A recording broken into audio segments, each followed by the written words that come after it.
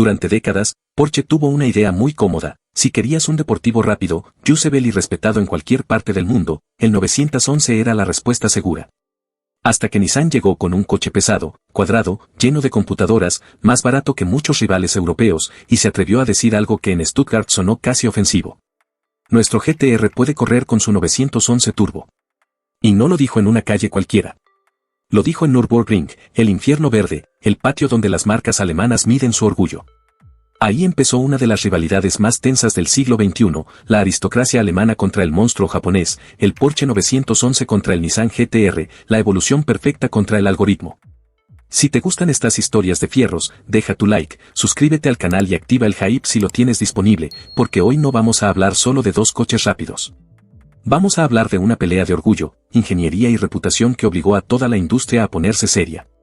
Y lo más interesante es esto: para entender por qué Porsche se sintió amenazada por un Nissan, primero hay que volver a Japón, mucho antes de que el R35 se convirtiera en Godzilla.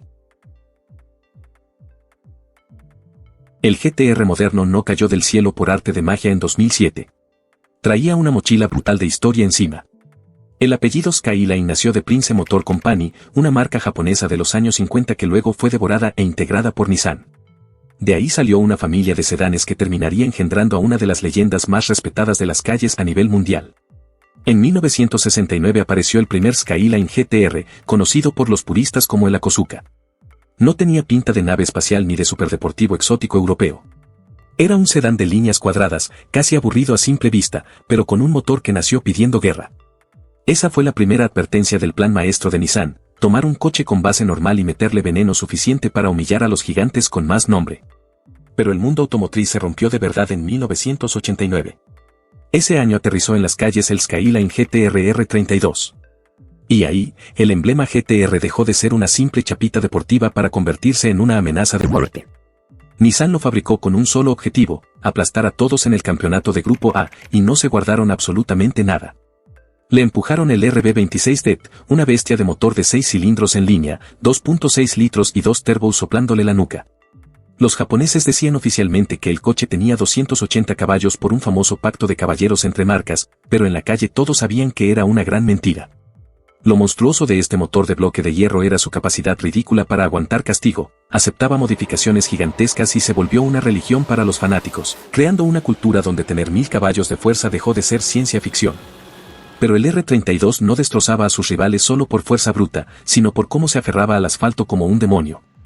El sistema TESA-ETS era brujería pura a finales de los 80, una tracción total comandada por cerebros electrónicos que dejaba que el coche jugara de lado como un tracción trasera rebelde, pero que mandaba fuerza a las llantas delanteras justo a tiempo para sacarte catapultado de las curvas. Cuando la prensa mundial vio lo que venía, la revista australiana Wheels, en su edición de julio de 1989, lo puso en portada. Los japoneses lo llamaban en secreto Bakemono, el monstruo, pero la revista decidió darle un nombre que aterrorizara a Occidente: lo bautizaron oficialmente como Godzilla. El monstruo venía a comerse a todos. Y cumplió la promesa: el coche fue tan absurdamente rápido que despedazó a los Ford Sierra en el campeonato australiano y ganó Bathurst en 1991 y 1992, obligando a las autoridades a cambiar las reglas en 1993 solo para prohibirle correr. Tras él, llegaron el R33 y el R34, volviéndolo un ícono absoluto de la cultura pop, de los videojuegos y del asfalto. Para una generación entera, el Skyline demostró que Japón no necesitaba pedirle permiso a Europa para hacer historia. Mientras tanto, al otro lado del mundo, Porsche llevaba décadas puliendo un error de diseño maravilloso. El Porsche 911 es una de las grandes anomalías de la historia automotriz. Nació en los años 60 como sucesor del 356, con una silueta diseñada por Ferdinand Alexander Porsche, conocido como Bootsy Porsche. Era elegante, compacto, reconocible al instante. Pero también tenía una decisión mecánica que muchos jamás habrían elegido para un deportivo serio: el motor iba colgado detrás del eje trasero. En papel, eso no era lo más lógico. Tener tanto peso atrás podía volver el coche delicado al límite. En los 911 antiguos, si un conductor entraba demasiado rápido a una curva y soltaba el acelerador de golpe, el peso podía transferirse hacia adelante, las llantas traseras podían perder agarre y el coche podía girar de una forma muy repentina. Ese comportamiento se volvió parte de la fama del 911 clásico. El 930 Turbo llevó esa reputación todavía más lejos. Llegó en los años 70 con turbo, mucha potencia para su época y una entrega que podía sentirse brusca. Primero parecía que no pasaba nada, y luego el turbo despertaba de golpe. Si el conductor no entendía bien el coche, la experiencia podía ponerse seria en segundos. Cualquier otra marca habría movido el motor al centro y terminado la discusión. Porsche hizo lo contrario. Decidió quedarse con la fórmula y mejorarla durante décadas. Ahí está la terquedad brillante de Stuttgart. Cada generación fue domando un poco más ese carácter: mejores neumáticos, suspensión más precisa, chasis más ancho, dirección más fina, aerodinámica mejor trabajada, controles electrónicos y una comprensión casi obsesiva de cómo convertir el peso trasero en ventaja. Porque cuando el 911 está bien manejado, ese motor atrás también tiene un regalo enorme: tracción al salir de las curvas. El peso cae sobre las ruedas traseras y ayuda al coche a empujar con una fuerza que otros deportivos envidian. Con el tiempo, Porsche transformó una rareza en identidad. El 911 dejó de ser un coche que sobrevivía a su arquitectura. Se convirtió en un coche que ganaba gracias a ella. En los 90, Porsche empezó a usar la tracción total en versiones clave del 911, y el turbo terminó aprovechando ese agarre adicional para volverse una máquina mucho más segura, rápida y repetible. Para principios de los años 2000, el 911 turbo ya era un arma de precisión diaria. Tenía potencia enorme, tracción total, calidad impecable y una reputación casi intocable. Era rápido en autopista, respetado en pista y cómodo para usar todos los días. No necesitaba gritar. Era el deportivo de quien quería velocidad, estatus y confianza alemana en el mismo paquete. Y justamente por eso el golpe dolió tanto. Porque el rival que venía a tocar esa corona no era Ferrari, ni Lamborghini, ni McLaren. Era Nissan. En 2007, Nissan presentó el GT-R 35. Y lo primero que dejó claro fue que esto ya no era simplemente otro Skyline. El coche abandonó oficialmente el nombre Skyline y se presentó como Nissan GT-R a secas. Era una declaración. Nissan quería un superdeportivo global, un coche capaz de pelear en Estados Unidos, Europa y Japón con los gigantes de siempre. El proyecto quedó ligado a Kazuto Shimizuno, uno de los nombres más importantes detrás del R35. Su idea no era copiar a los europeos. No quería hacer un deportivo ligero, delicado y tradicional. Quería crear una máquina de rendimiento total, un coche que usara tecnología para borrar diferencias de precio, prestigio y tradición. Por eso el R35 era raro. Era pesado para los estándares de un superdeportivo. No tenía una silueta elegante. No parecía una escultura italiana ni un misil alemán. Era ancho, cuadrado, agresivo y casi industrial. Pero debajo de esa carrocería había una lógica muy seria. El motor VR38 era un V6 biturbo de 3.8 litros ensamblado a mano por maestros artesanos Takumi en Japón. Cada motor llevaba una placa con el nombre de quien lo armó. Eso era importante, porque Nissan quería que el corazón del GT-R se sintiera especial, aunque el coche llevara una insignia de marca generalista. La transmisión de doble embrague iba montada atrás, en configuración transasle, para ayudar al reparto de peso. La tracción total trabajaba con una inteligencia muy avanzada para su época. El coche medía, corregía, repartía fuerza y salía de las curvas con una violencia controlada. El GT-R no intentaba parecer liviano. Intentaba hacerte olvidar que era pesado. Y lo lograba. Cuando llegó al mercado estadounidense, su precio rondaba los $70.000, mientras un Porsche 911 Turbo costaba bastante más. La comparación era incómoda desde el primer día, porque el Nissan no solo prometía ser rápido. Prometía ser rápido por mucho menos dinero. Ese fue el verdadero golpe. No que un GT-R pudiera acercarse a un Porsche, sino que pudiera hacerlo con una insignia Nissan en el cofre y un precio que dejaba muy incómoda a la aristocracia europea. Pero una cosa era decirlo en una ficha técnica. Otra cosa era probarlo en el lugar más famoso y más implacable para los deportivos del mundo. El Nordschleife de Nürburgring no es una pista cualquiera, es un infierno de asfalto de más de 20 kilómetros tatuado en los densos bosques alemanes, repleto de curvas ciegas y cambios de elevación que destrozan suspensiones. Es el patio trasero sagrado donde los ingenieros alemanes dictan quién manda. Si una marca quiere vender un deportivo serio en el mundo real, tarde o temprano la prensa le va a preguntar, ¿cuánto hace en Nürburgring? En abril de 2008, Nissan desató el caos absoluto. Mandaron al GT-R 35 con su piloto estrella, el expiloto de F1, Toshio Suzuki, y clavaron el cronómetro en unos absurdos 7 minutos y 29 segundos. Fue una bofetada a mano abierta en pleno rostro europeo. Ese número era una locura incomprensible para un coche tan pesado, tan adicto a las computadoras y que costaba la mitad que un 911 Turbo. Nissan no solo se metió a pasear al territorio de Porsche, sino que le escupió en el piso de su propio patio. Y los orgullosos alemanes no se iban a quedar callados. Porsche, herida en lo más profundo, fue a Estados Unidos, compró un GTR directo de agencia y trató de repetir el truco en la pista alemana en septiembre de 2008. Fracasaron estrepitosamente. August Achleitner, el jefe máximo del proyecto 911 en esa época, soltó el veneno a la prensa mundial diciendo que era físicamente imposible que un coche de producción hiciera 729 y acusó directamente a Nissan de hacer trampa usando llantas de carreras escondidas. Porsche publicó sus propios números para humillar a los japoneses, aseguraron que el GTR manejado por ellos se estancó en un lentísimo 754, mientras que su 911 Turbo hizo 738 y su bestia de pista, el 911 GT2 calzado con Michelin Sport Cup, hizo 734. La guerra de acusaciones era oficial. Pero Nissan ni se inmutó, devolvieron el golpe con una burla técnica brillante. Toshio Suzuki y el jefe, Kazuto Shimizuno, salieron a aclarar que el GTR se vendía con dos tipos de llantas y que Porsche, en su desesperación y arrogancia, seguro usó las Bridgestone porque tenían pinta de llanta de carreras, sin saber que la suspensión estaba calibrada para que las Dunlop de apariencia aburrida fueran hasta 5 segundos más rápidas en Nürburgring. Y para humillarlos del todo, en 2009 Nissan volvió a Alemania, le puso las Dunlop estándar al coche y destrozó su propio tiempo, bajándolo a un aplastante 7 minutos y 26.7 segundos para callarle la boca a Stuttgart de una vez por todas. Mizuno remató la paliza diciendo que ellos siempre probarían el coche base que cualquier hijo de vecino podía comprar, burlándose de que Porsche tenía que inventar versiones especiales y vacías por dentro para ganar respeto. La leyenda callejera de que Porsche necesitaba clases de manejo explotó. Esa fue la herida mortal para Alemania, demostró que el respeto en esta industria ya no se ganaba por heráldica, se ganaba en el reloj. Y el cronómetro, mis amigos, no respeta linajes. La llegada del GTR no dejó a Porsche dormida. Al contrario.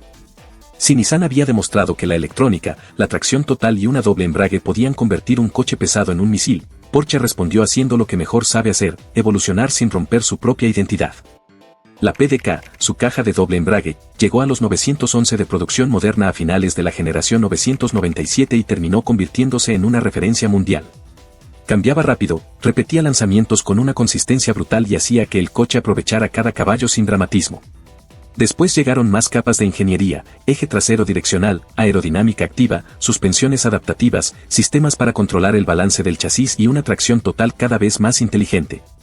El 911 ya no era solo ese coche raro con motor atrás. Era una plataforma pulida hasta el extremo. Y los resultados empezaron a parecer absurdos. Los 911 Turbo S modernos lograron aceleraciones que antes parecían reservadas para hiperdeportivos. En pruebas independientes, el 911 Turbo S de generación 992 ya bajaba el 0 a 60 millas por hora a cifras cercanas a los 2 segundos. Y para 2026, el Turbo S dio otro salto, sistema T-Hybrid, 701 caballos, tracción total y una aceleración de 0 a 60 millas por hora medida en 2.0 segundos por car and driver. Eso es casi ridículo para un coche que todavía puedes manejar con aire acondicionado, asiento cómodo y mal clima. Porsche también respondió en pista con versiones extremas. El 911 GT2 RS marcó 6 minutos y 47.3 segundos en Nürburgring en 2017, y después la versión preparada por Manthey bajó todavía más el registro.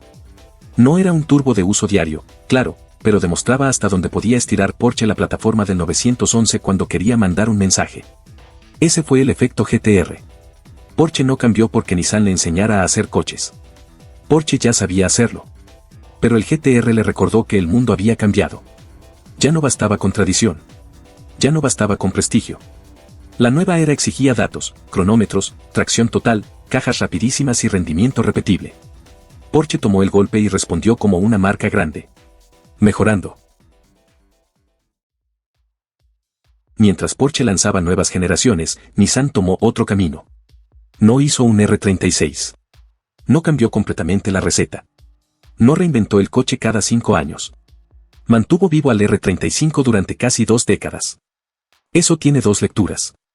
La primera es crítica, con el paso de los años, el GTR empezó a sentirse viejo frente a rivales más modernos. La cabina ya no sorprendía igual. La plataforma mostraba su edad. El peso seguía ahí. Y el precio subió tanto que el viejo argumento del superdeportivo accesible empezó a perder fuerza. Pero la segunda lectura es más interesante. Nissan fue afinando el coche como quien afila una katana una y otra vez. Mejoró la suspensión, suavizó la transmisión, ajustó la electrónica, subió potencia, reforzó piezas, cambió turbos, trabajó la aerodinámica y llevó la fórmula hasta el GT-R Nismo. El Nismo ya no era el Gazelle barato que asustaba a Europa por la mitad de precio. Era un coche caro, serio y muy especializado. Con 600 caballos, piezas de carbono, turbos relacionados con el mundo de competencia GT3 y una puesta a punto mucho más agresiva, el GT-R terminó convertido en aquello contra lo que alguna vez peleó. Un objeto de culto caro y exclusivo. Y aún así, seguía teniendo algo especial. Porque el GT-R nunca se sintió como un deportivo tradicional. No buscaba seducirte con delicadeza. No tenía el romanticismo de un 911 manual ni la elegancia de un gran turismo europeo. El GT-R era otra cosa: fuerza, tecnología, agarre, ruido mecánico, turbos y la sensación de que una computadora japonesa estaba peleando contigo contra el asfalto. En agosto de 2025, Nissan confirmó el final de producción del R35 GT-R después de 18 años. La marca habló de aproximadamente 48.000 unidades producidas y el último coche fue un Premium Edition T-Spec en Midnight Purple, fabricado en Tochigi para un cliente japonés. Fue el cierre formal de una era. Pero no necesariamente el final del nombre GT-R. Nissan dijo que quiere reimaginar una futura generación del modelo, aunque todavía no hay un sucesor claro con fecha, motor, plataforma o promesa definitiva. Y ese es el problema. Porque reemplazar al R35 no es solo hacer un coche más rápido. Es reemplazar al Nissan que se atrevió a tocar la corona de Porsche. Lo más interesante de esta rivalidad es que Porsche y Nissan nunca fueron iguales. Y justamente por eso funcionó.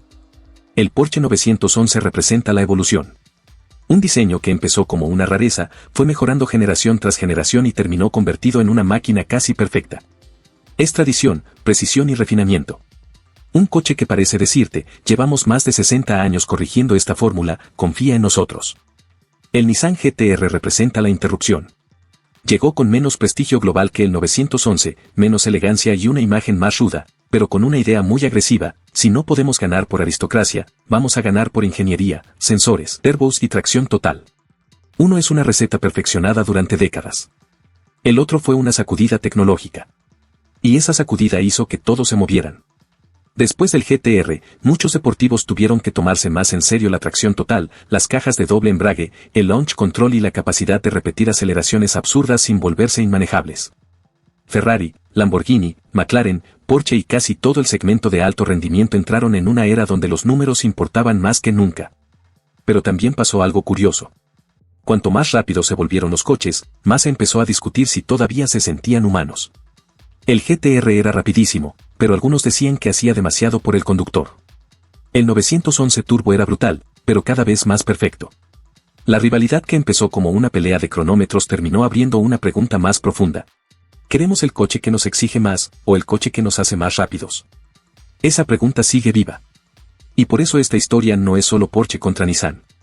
Es el viejo debate del automóvil moderno: arte contra algoritmo, tradición contra tecnología, tacto contra eficacia. La rivalidad entre Porsche 911 y Nissan GT-R no fue una simple pelea de fanáticos en Internet. Fue el choque entre dos formas de entender la velocidad, no hubo un ganador simple. Porsche conservó la corona, pero Nissan logró que el rey volteara. Y eso ya cambió la historia. Ahora la pregunta queda abierta. Cuando el próximo GT-R aparezca, si aparece como merece, ¿volverá a ser una amenaza real para Porsche? ¿O la guerra fría del asfalto terminó el día que el último R35 salió de Tochigi? Si tuvieras que elegir una filosofía, ¿te quedas con la precisión del 911 o con la rebeldía del GT-R? Déjame tu respuesta en los comentarios. Nos vemos en el próximo video.